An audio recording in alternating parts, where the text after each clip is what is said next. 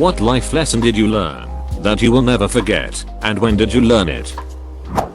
Never refuse when someone offers you a breath mint. My grandfather, after I declined a breath mint from him, learned that after my friend told me the girl who ghosted me though I had bad breath. She offered me gum before we hung out, but I said no. Being 15 was tough. Not everybody who speaks in a pleasant way to you is your friend. Nice is different than good.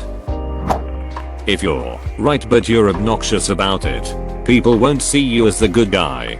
Took me until the end of grad school to figure that one out. Reminds me of one of my hostel mates. The guy would bring forth some fairly right arguments, but was so arrogant and aggressive. No one really cared or bothered to listen, and was very much disliked. You're not wrong, Walter. You're just an asshole.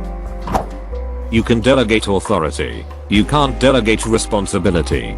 Been a mantra my mom has spoken since I was a kid. I learned this one as a young man. I was a maintenance supervisor at a resort, and every week we had to shut down a floor of each building in the winter time to do repairs and refurbishment on all the condo units. One employee complained that he got stuck with painting all the time, so I told him if he was comfortable replacing the hot water heaters that week, he could do that job. So I was focused on all the logistics and normal operations and let him do his thing. The day before everything was to be inspected and put back into service, I discovered that the employee had 4 more water heaters to replace, and he had not put all the previous units' cabinetry back together. The heaters were hidden under the countertop in the kitchen. We had to pay thousands of dollars to a plumbing company to come in and finish the job because there was no way to get it all done in time.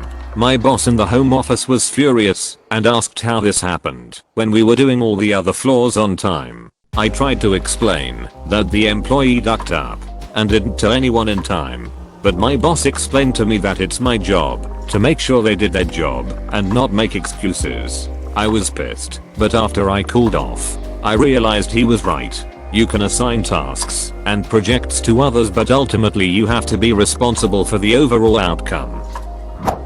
You don't like everybody, so don't worry about everybody liking you. Of course, be respectful to everyone you meet, but don't bend over backwards to please all of them. Don't take criticism from someone you wouldn't take advice from. So basically leave Reddit altogether. LOL.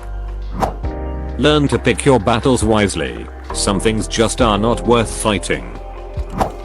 My best friend passed away a few years ago, and I learned 2 life lessons. 1. Never keep people in your life if they don't love and respect you as much as you do them. 2. Never take for granted the time you spend with the people you keep.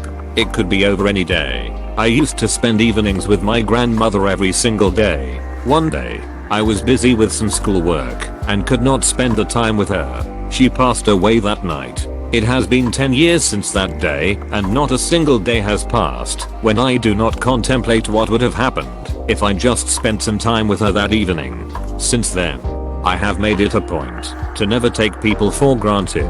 It could be over before you even realize.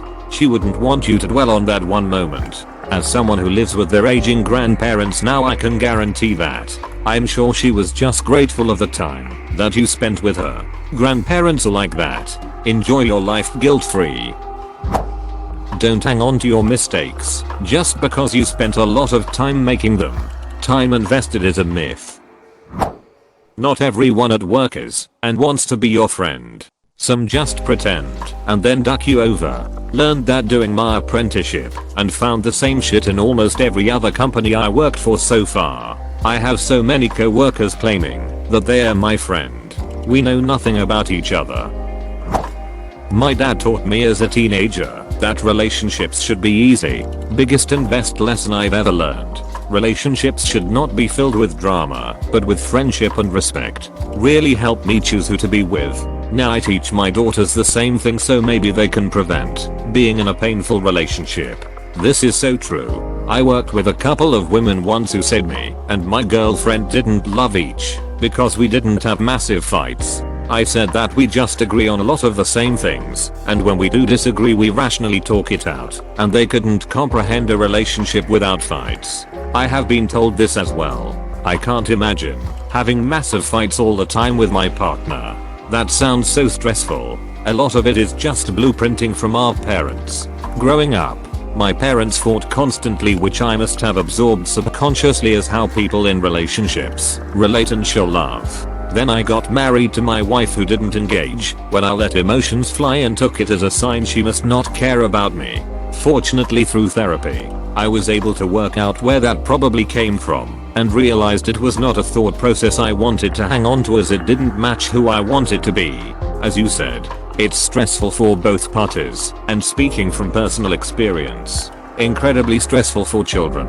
Just wanted to share a little insight why that might seem like normal behavior to some people though. I was 21 when I learned that just because you've been friends with someone a long time does not mean you're obligated to stay friends with them forever. If you're at the point where you dread being around them, leave. No amount of history is worth your peace. You don't ever truly know another person unless you can take up residence in their head. You'll never be privy to their true nature. Learned this through the process of growing up and losing friends, so it's not always malicious. Sometimes you latch onto the idea of a person rather than who they are. It'll eventually drive you apart as you realize that there is incongruity between who they are and who you think they are. Part of that is we don't really know ourselves. It's really easy to think you're a good person. If you've never been put in bad situations, then sometimes you discover that maybe you're not so perfect after all. To add to this, we like to think that only we know our true selves. However, we lie to ourselves all the time. It's so easy to distort our perceptions to create a favorable self-image, but it's impossible to really lie to other people. They'll figure you out pretty quickly for the most part. They will notice when your words and actions don't match and will react accordingly. We judge ourselves by our intentions and everyone else by their actions. It's okay not to like everyone. Growing up, I was always told I should be friends with everyone, even people who drove me crazy with their drama. While I try to be kind and considerate to people, I have learned it's okay not to like someone. I don't have to be their friend. Some people, most people, have families who love them and support them, but some people don't, and they don't know that it's terrible because it's just normal for them. It took me 32 years of life, 4 years working with severely traumatized children and 2 years of therapy to realize that I too was traumatized from day one. This is me. Parents split when I was 4. Only grew up with my dad's side. Both parents. Grandparents all passed before I was 30. I only have one brother and one aunt, and we barely speak. I would trade everything I have for a normal family life. I dated an ex when I was like 23 for 2 years who had a huge family and got together regularly outside of holidays, and it was best thing I've ever been a part of.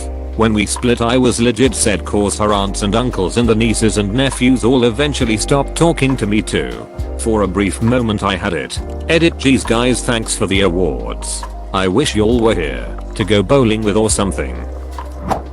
You'll never be able to please everyone, so don't make your life revolve around being accepted by everyone. You can't fix another person, no matter how long you stay with them. They have to want to treat you better and want to be better themselves. And going back to them only makes them think you'll stay, no matter what they do to you. Prove them wrong. Edit. Thank you for the awards. I finally learned this and left him for good about 3 weeks ago. Changed the locks too. I feel relieved. When I was in high school, my mom and I took a day to go church shopping in a new part of town. We must have gone to 5 services that day. Some were fun and lively, some were quiet and reserved, but one in particular really stuck out to me for being so cookie. It was October, and the preacher was starting his sermon to the room of 40 people with Halloween is right around the corner. Who here celebrates Halloween? I was the only person to raise my hand. The preacher goes, good, because Halloween is celebrating the devil, and we don't do that here. At this point, I quickly drop my hand as people give me weird looks. My mom then goes, by the way, it's not a good idea to volunteer information to a group of people you don't know. I learned that I need to wait until I understand at least the basic dynamics of a group before sharing anything about myself. In these cases especially, it's better to be quiet and anonymous than to stand out and be a target. We never ended up going back to any of the churches we saw that day, though. Most people's moral integrity isn't nearly as bulletproof as they believe it is, and often, through no fault of their own. We all have certain vulnerabilities that can make us do or say things we had previously thought were below us, whether it be trauma, desperation, or loneliness, etc. One time I got a flat tire and it was raining. I kept turning right to remove the tire and a guy in a bike stopped and just said lefty loosey righty tighty and just left. I never forgot it. It's not life changing, but it has helped me out in life. Don't say dumb shit on the internet. Still working on it. Don't go on FB drunk at night. I quit FB altogether because I was making a fool of myself on a weekly basis. Everyone is facing a battle you know nothing about. I remember a story my dad told me about when he was out with his mates playing pool and a friend of his was really aloof and rude. Just generally being more confrontational than usual.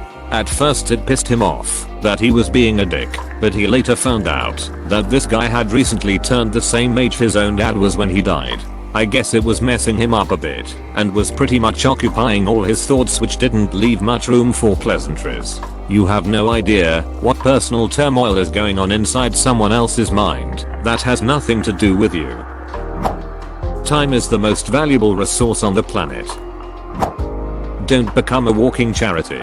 When I was in my early to mid 20s, I had a lot of friends who were falling on hard times or needed various types of help, and I was only too happy to help. I had the money, I had the time, I would do anything for them. Not one of them repaid financially or otherwise. Instead, I was just taken advantage of, left, right and center. It all ended when I suggested a friend of mine who broke up with their partner and had no place to live come stay with me. Next thing I knew, they were inviting their friends over all the time, often without my permission. They weren't contributing a penny to the income of the household. Their new partner soon moved in, and my house basically became a DOS house, and they became a mean-spirited, emotionally abusive arsehole who made my life miserable in my own home. Now, I offer advice only. If you need financial support, you can go to the council. If you need housing, you can go to the council. If you want me to provide either of those things, you can bugger off. When it comes to money, don't trust anybody. Listen to your body. For years, I pushed myself to my physical limits. I went without sleep, skipped meals, stress ate, often had emotional breakdowns, etc. You know what eventually happened. Multiple mental illnesses, emotional disorders, unexplained chronic pain, unexplained neurological failures. My body literally started shutting down to slow me down and force some self-care. It's taken years of prioritizing my health, and I'm still struggling with lesser remainders of those issues. Take it from me, please, please, please listen to your body. When your body mind is tired, rest. When you're hungry, eat intuitively. When you're stressed, find an effective way to decompress. Journal, go on a walk, talk it out with a person you trust, exercise, etc. When you already have too much on your plate, say no. I know it can be easier said than done, but it's a worthwhile investment in yourself. You are worth it.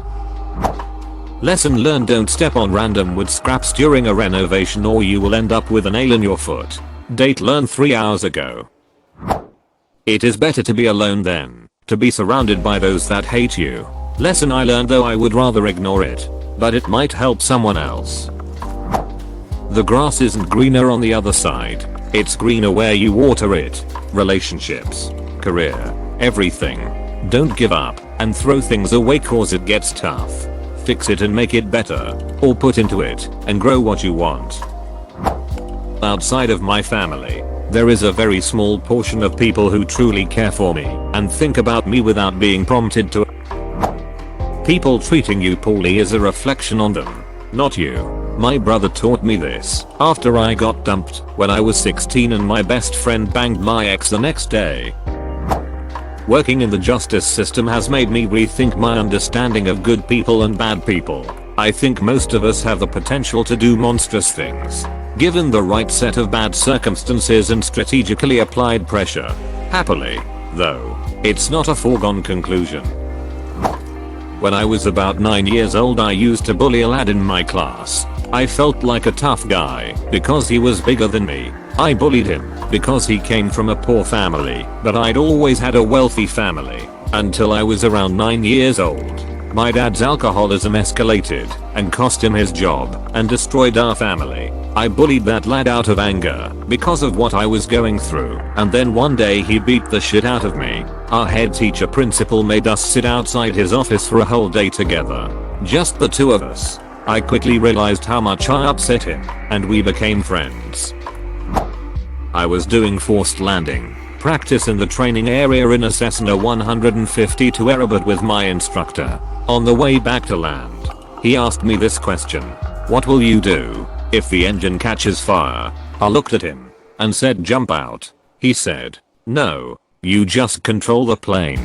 You're the plane to get the fire away from the cockpit and just keep flying. You forget about the fire and do what is within your control."